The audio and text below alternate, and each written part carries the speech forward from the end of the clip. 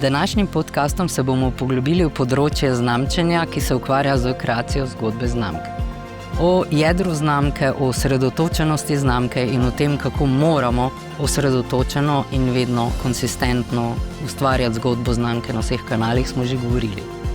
Inteligenca znamke vam vnaprej pomaga razumeti, kaj o vaši znamki govorijo potrošniki, kakšna je konkurenca, kako konkurenca nagovarja svoje kupce in pa predvsem lahko vam pomaga razumeti, kdaj znamki začnejo govoriti negativno ali je v upadanju. Torej, inteligenca znamke in pa naša orodja, ki so plod dolgoročnega dela, so tista, ki vam pomagajo znamko razumeti, upravljati in reagirati bolje, pametneje in hitreje. Torej, pametne odločitve za prave rešitve. V središču vsega, kar mi počnemo, je v bistvu eno vodilo. Pametne odločitve temeljijo na pametnih podatkih.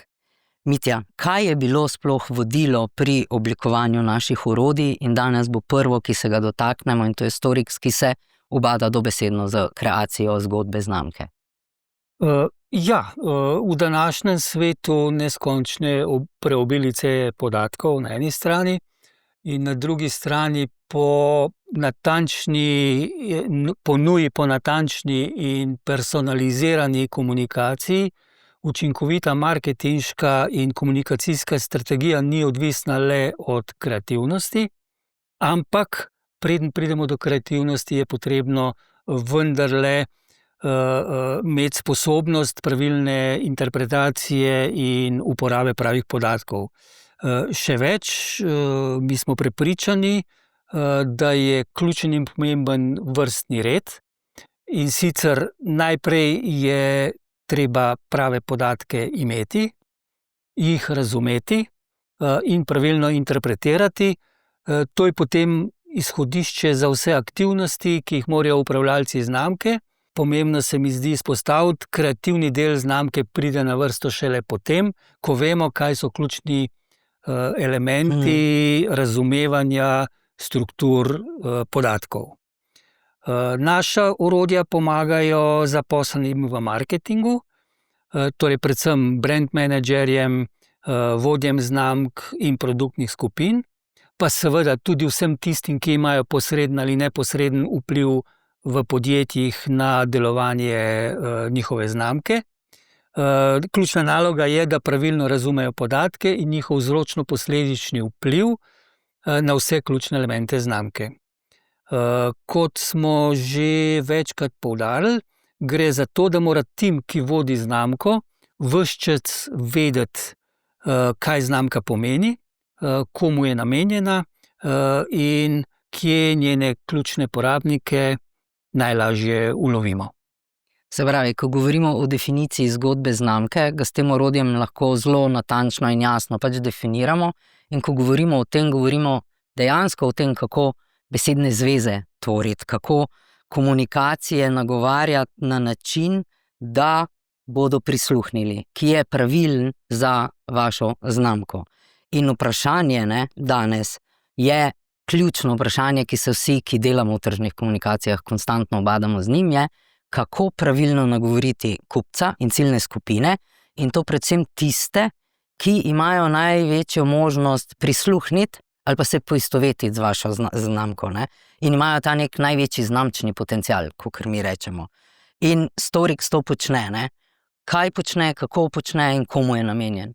Gre za pravzaprav koncept raziskovanja in poglobljene analitične interpretacije dveh ključnih elementov znamčenja. Torej, za opredelitev ključnih elementov zgodbe znamke in za definiranje njene osebnosti.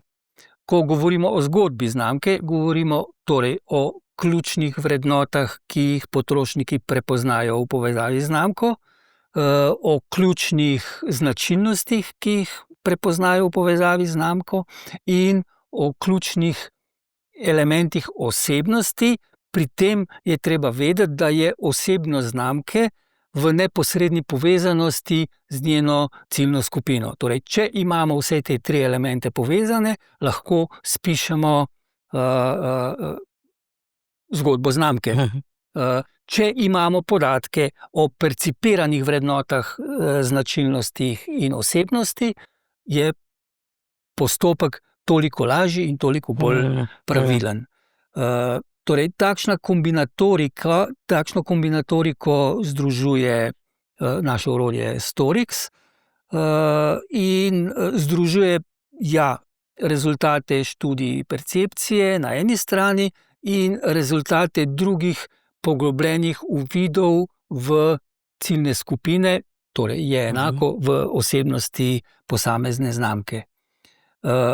Če kot upravljalci znamke želite, da osebnost vaše znamke govori jezik vaših kupcev, potem je zgodba znamke tista osnova, iz katere mora izhajati potem vse komunikacije in omogoča tisto osnovo, ki tvori na koncu koncev tisto, kar je najbolj pomembno za znamko, odnos med potrošnikom in vašo znamko.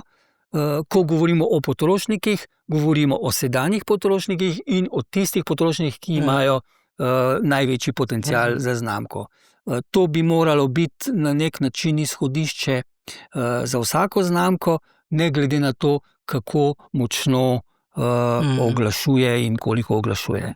In zdaj lahko z lahkoto verjetno trdimo, kot smo se že zadnjič dotaknili, da ko govorimo o zgodbi znamke znotraj tržnega komuniciranja, ne glede na to, ali je to področje oglaševanja ali tržnega komuniciranja ali kakšnega drugega umeščanja, lahko trdimo, da vsa ta pravila veljajo tudi za znamko, ki komunicira na enem kanalu, oziroma je to še veliko bolj pomembno, ne?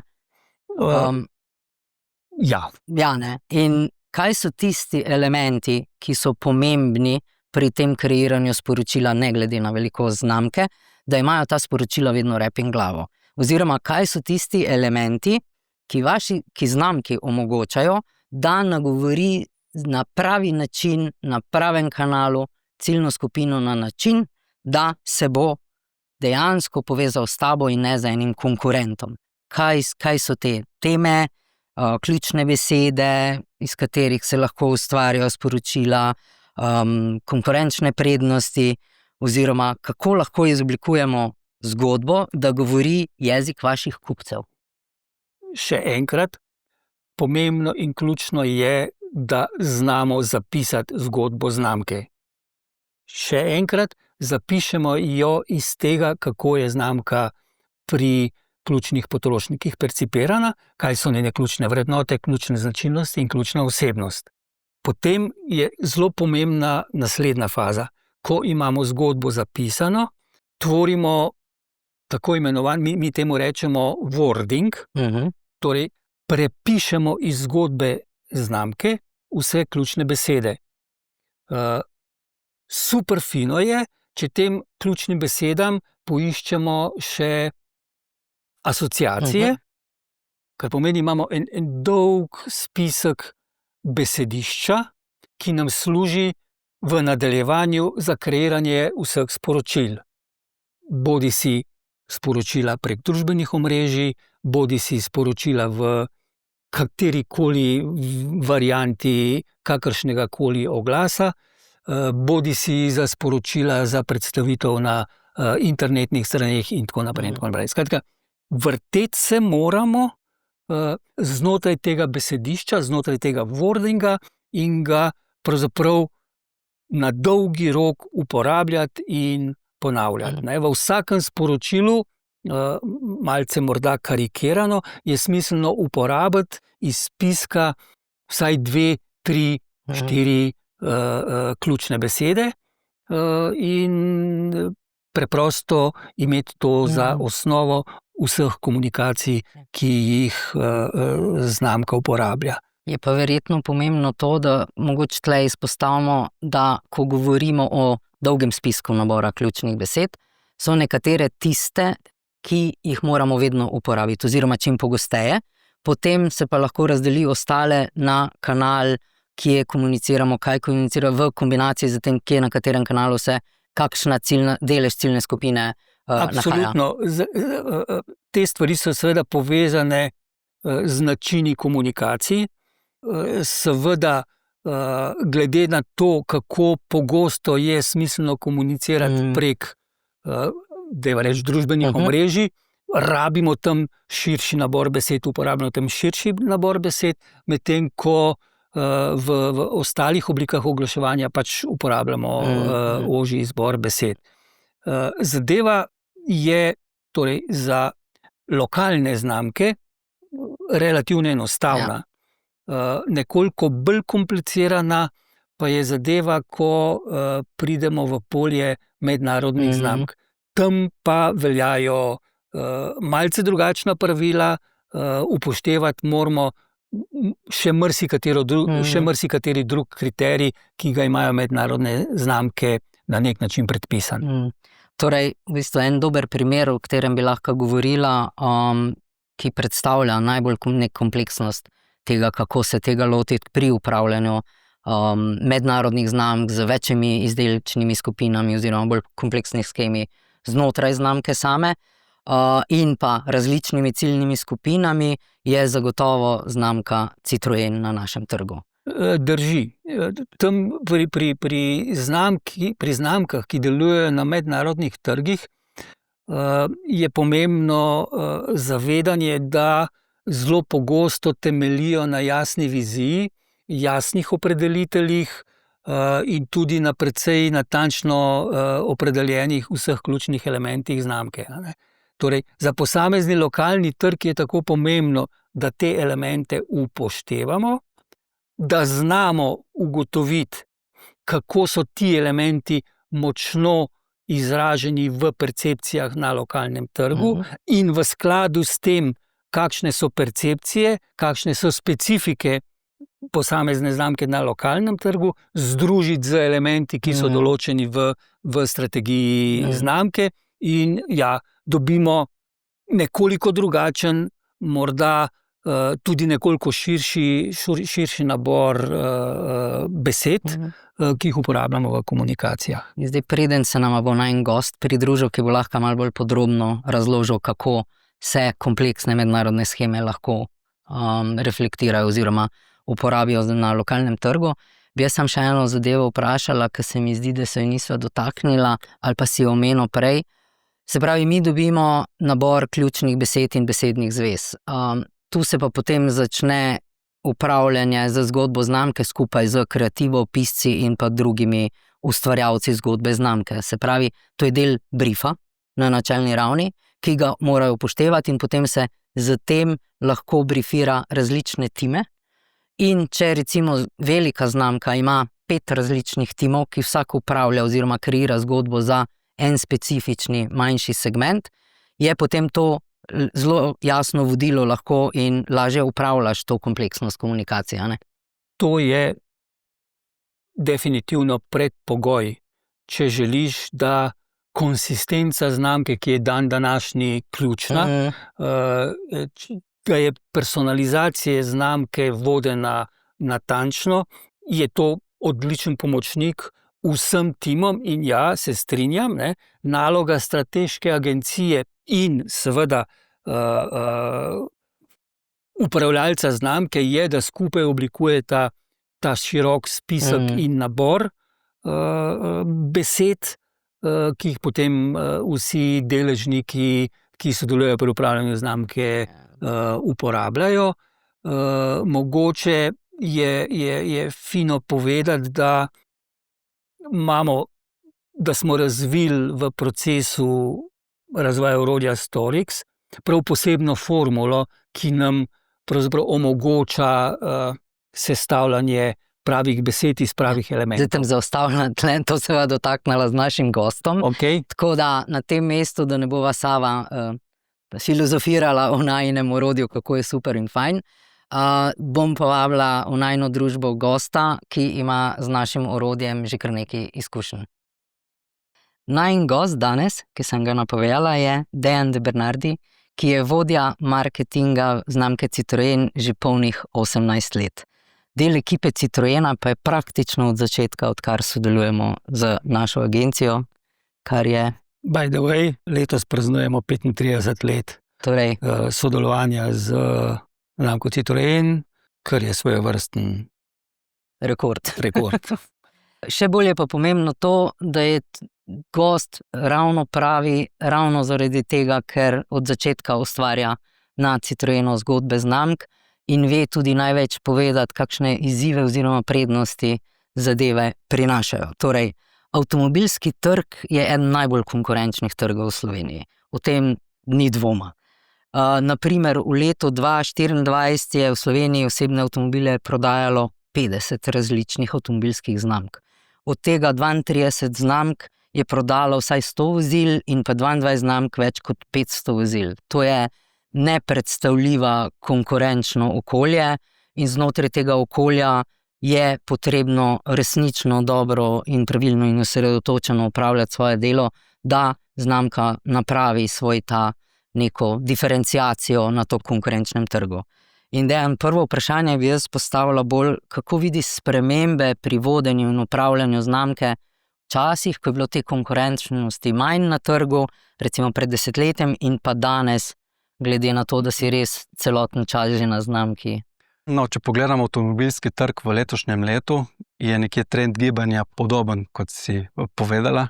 Več ali manj smo tam, sicer za neko detaljno analizo moramo počakati do konca leta, da lahko primerjamo dve polni leti. Rad bi pa nekaj izpostavil, pojavlja se vedno več kitajskih avtomobilskih znamk. Lani jih je bilo 8, zdaj letos do konca junija jih je bilo 12 in še nekaj se jih najavlja. Zdaj pa, če primerjamo, kako je bilo pred desetletjem ali pa zdaj, če gremo zdaj iz vidika trženja in komunikacij, takrat je bilo oglaševanje klasično, masovno, sporočila so bila bolj vezana na tehnične lastnosti vozila pa ceno in kupci so pobirali informacije, sicer tudi že po spletu, ampak večinoma v katalogih, pa tudi v prodajnih salonih. No. Zdaj se pa komunikacija je ciljno osredotočena, ciljamo po ciljnih skupinah. Vedno več poudarka je na digitalnem marketingu, online rezervacija vozil, tega ima že veliko znamk, spletna prodaja, tudi že mi, Citroena Mia, prodajamo izključno po spletu, potem so zgodbe znamk, vsebinski marketing, CRM sisteme imamo, klube zvestobe imamo, remarketing. Stranke se zdaj poiščejo vse informacije na spletu in pridejo v salone že pripravljene. Se je tudi nekaj sprememb glede trajnosti. Takrat ekologija ni bila v nekem prvem planu. Največ so se prodajali dizelski motorji, še posebej v višjih segmentih. Zdaj pa to drugače. Imamo CO2 kvote, imamo elektrifikacijo, imamo mikrohibride, mild hibride, priključne hibride, električna vozila. Plus konkurenčno okolje, plus ogromno kanalov, tako da nalogi nimate lahke, ne? Kupci še vedno bolj vrednotijo tudi ogljični odtis znamke in seveda zaradi tega vsega se je zelo povečala prodaja hibridnih, še posebej hibridnih vozil in na račun subvencij tudi prodaja električnih vozil. Se pravi, ker pestro okolje ne samo, da je zelo konkurenčno in vedno bolj konkurenčno, še kanali in količina podatkov in vsega pač vam ne olajša dela. Zdaj, Citroen je mednarodna znamka, ne? In pri vodenju mednarodne znamke na lokalnem trgu v določenih delih praktično nimate nobenega vpliva, ne? Se pravi, neposreden vpliv na nek razvoj strategiji in tega, kako si zastavijo, kako se bodo lotili komunikacij in marketinga, je prenešen pač krovno na korporacijo. In oni igrajo tudi neko vodilno vlogo pri zasnovanju neke smeri, načina in na kakšen način bo letno komunikacija potekala. V vašem primeru je to letos je sedaj Stellantis, in ob Citroenu in DS in Peugeotu združuje še 11 znamk, od tega jih je 9 na voljo tudi na slovenskem trgu. Kaj dejansko to pomeni za znamko Citroen kot takšno, ki je ena izmed mnogih, na določene zadeve nimate vpliva, pa vseeno je trg specifičen, okolje je specifično. Kaj to v bistvu pomeni za znamko? V avtomobilskem svetu danes si znamke velikokrat delijo platforme, delijo si motorje, delijo si tehnologije, kar omogoča bolj učinkovito proizvodnjo in seveda nižje stroške. Seveda po drugi strani pa nam to prinaša izziv, saj namesto, da bi se vsaka znamka jasno razlikovala med sabo in nagovarjala svoje specifične kupce, se vsi borimo za enega kupca. Ja. Seveda, mi stremimo k temu, da naredimo Citroen drugačnega od ostalih v znamki in to je za nas udobje in prostornost. To sta dva atributa, ki jo vzpostavljamo v naši komunikaciji, zato da se razlikujemo od ostalih. Seveda pa nam ta stroškovna optimizacija prinaša tudi izzive, kot so pri manjku določenih modelov, v našem primeru enoprostorcev. Prej smo imeli C4 Space Tourer, Grand C4 Space Tourer, ki jih zdaj nimamo. In tudi pri Citroen Berlingo, by the way, Citroen je z Berlingom kreiral segment C1 in dolga leta smo bili prvi v segmentu z več kot 50% tržnim deležem. In tudi na tem se nam zmanjšuje kvota motorjev z notranjim izgorevanjem. To so definitivno problemi, s katerimi se avtomobilska industrija srečuje, predvsem na ravni, na koncu oblikovanja svoje zgodbe, ki je za kupce pomembna. Ampak, če izhajam iz študij percepcije, ki smo jih od leta 2004 delali skupaj, in pravzaprav smo merili pozicijo Citroena v konkurenčnem prostoru, smo vendarle ves čas ugotavljali, da kupci in potrošniki Citroen povezujejo z relativno jasnimi vrednotami, pa če lahko povem tiste ključne, dober dizajn, udobnost, si jo ti že povedal, mirnost, prostornost, praktičnost. Citroene prepoznavajo kot prijazno znamko, simpatično, prijateljsko, prisrčno. Čemu pripisuješ takšne percepcije oziroma čemu pripisuješ to dejstvo, da se vendarle percepcija Citroena v času v primerjavi z drugimi znamkami ni radikalno spremenila? To pripisujem kot rezultat osredotočene komunikacijske strategije. Mi namreč se pred vsakim poslovnim letom dobro pripravimo in to seveda z našim poslovnim partnerjem, našo kreativno agencijo Transformix, ki tu prinese levi delež, se najprej pripravi percepcijska analiza znamke. Na podlagi rezultatov se pripravi strategija komunikacij in potem se opredeli ciljne skupine za vsak model in seveda se tudi pripravi koncept wordinga za vsak model.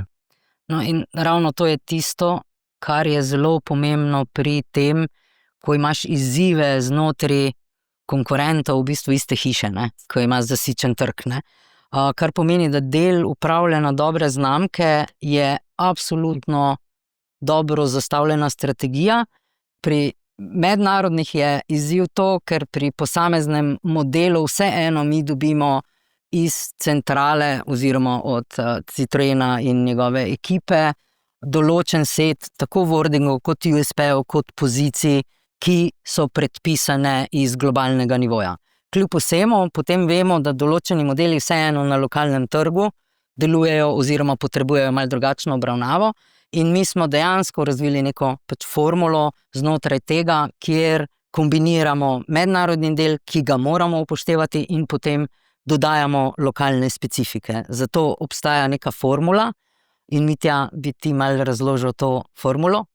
Ja, seveda lahko. Prva premisa, ki je ključna, je pač sestavljena iz tega, da moramo pokriti krovni del. Torej, Citroen je znamka s svojimi jasnimi opredelitelji, pod krovom stojijo posamezni modeli, ki se držijo krovnega dela, nosijo krovna sporočila in jim dodajamo sporočila na nivoju posameznega modela. Torej, kako veslamo med krovnim in modelskim delom, tako da upoštevamo vedno in povsod, kaj so ključni mi temu rečemo, kaj je ključna esenca znamke, kaj so ključni driverji, torej prvo in drugo opišemo, kaj so pri modelih, mi temu rečemo must have in proofi, in USP. kaj so ključni USP. Temu dodajamo arhetipske vrednote in temu dodajamo percipirane asociacije iz študij percepcije. Skratka, dobimo nabor za tvorjenje, drugačen nabor za tvorjenje zgodbe znamke, iz katere potem še enkrat na nivoju znamke in na nivoju posameznega modela tvorimo ključne besede, tvorimo tisti pomemben wording, ki ga potem uporabljamo v vseh komunikacijah in na ta način poskušamo čim bolj držati linijo na vseh ravneh komunikacij in prepletati med znamko in posameznimi modeli. In ta koncept se je definitivno pokazal za uspešnega skozi leta. Predvsem bi se mogoče zdaj dotaknila launch kampanje za novi C3 in novi C3 Aircross, ki sta na trg prišla konec lanskega leta, v bistvu letošnjem letu. In prvi prodajni rezultati so odlični, in kljub temu, da je bila, jaz moram to izpostaviti, ker to je pomemben podatek, da je bila investicija v oglaševanje bistveno nižja kot pri prejšnjim modelih pred 5 leti, recimo 10 ali več. In kako se je zdaj C3 postavil na to okolje med konkurente v Sloveniji? Res je, C3 in C3 Aircross smo lansirali z bistveno nižjimi investicijami, kot so bili lansirani predhodniki, ampak kljub temu smo dosegli zavidljive rezultate, ker smo se dobro pripravili. Kot sem že prej omenil, komunikacijska strategija, dobro opredeljene ciljne skupine in ta pravi wordingi. Od začetka prodaje za novi C3, C3 je bil lansiran sredi novembra v lanskem letu, je bilo registriranih 650 vozil, kar nas pripelje na drugo mesto v B segmentu z nekje 14% tržnega deleža, kar je zelo dober rezultat. C3 Aircross nimamo še točnih podatkov, ker je bil lansiran zdaj v mesecu maju, ampak imamo do zdaj okoli 100 registriranih vozil in kar me veseli, imamo tudi 200 naročil že. Super. Odlično.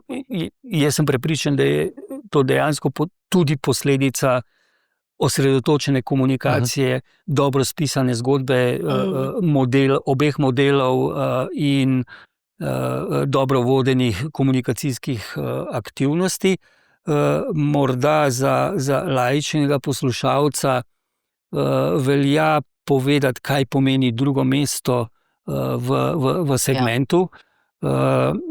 Jaz sem seveda fan podatkov in sem šel gledati zadnjih 15 let prodaje po mesecih in nobeden od predhodnikov doslej ni imel tako visokega mesta v konkurenčnem prostoru, kar pomeni dobro delo je bilo upravljeno. Da je mogoče vendarle še eno dodatno vprašanje vezano na definicijo ciljnih skupin. Ali gre tukaj za spoštovanje strategije, ki jo tudi na nivoju definicije ciljnih skupin postavi centrala, ali vendarle upoštevate lokalni karakter, lokalno osebnost znamke Citroen in pravzaprav ciljne skupine določate sami oziroma določamo skupaj drugače, kot je to v centrali? Ne, sigurno se ciljne skupine določajo lokalno, kot sem že prej omenil, komunikacijska strategija, opredelitev ciljnih skupin in temu sledijo wordingi, ampak zato, ker ciljne skupine, ki jih na mednarodni ravni določi Citroen, niso vedno primerne za vse države, kjer je Citroen prisoten, pa tudi v Sloveniji ne. Zdaj, en banalen primer je, ko smo lansirali Citroen Cactus, je bila mednarodna določena ciljna skupina Boemi. Ja, v Sloveniji zelo majhen delež, ne. Mislim, jaz bi na tem mestu se zahvalila za tvoj obisk. Dala bi še en tak ne preveč kompleksen zaključek. Zgodba znamke in ustvarjanje zgodbe znamke ni samo, kako kreativni si. Je tle ogromno elementov. Na primeru mednarodnih znamk je upoštevanje mednarodnih vodil in pa dodajanje lokalnih specifik. Na manjših znamkah je jasna in zelo osredotočena zgodba na manjšem obsegu kanalov, mogoče za manj, ampak vsekakor temelj in osnova osredotočenosti, tudi če pride do spremembe ali v nižanju budžetov ali res bolj konkurenčnem okolju, je tista, ki je pomembna in ki lahko ustvari pač spremembo pri znamki sami in pa pri poziciji znamke na trgu. Tako da hvala, Dejan, da si se nama pridružil. Mitja, hvala tebi in to je to za danes.